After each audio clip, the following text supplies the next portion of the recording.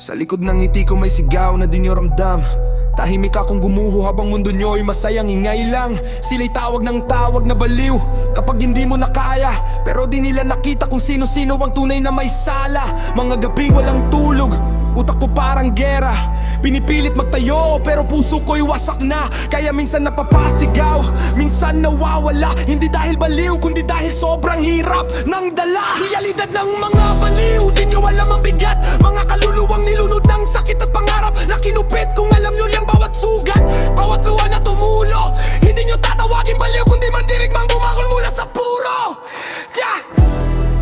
Dati akong kumpleto, may ngiti sa bawat umaga. Pero dahan-dahang kinalkal ng problema hanggang unti-unting nawala.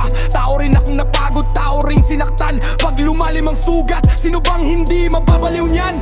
Sila ang unang tumawa, sila rin ang unang manghusga. Pag iba na kilos mo, parang demonyo na nakikita. Pero kung sila kaya ang dumanas ng ilang taon, nagkawangatan na kayo. Kaya sila o mas sila pa ang unang mawawasak. Realidad ng mga baliw, di nyo alam ang bigat.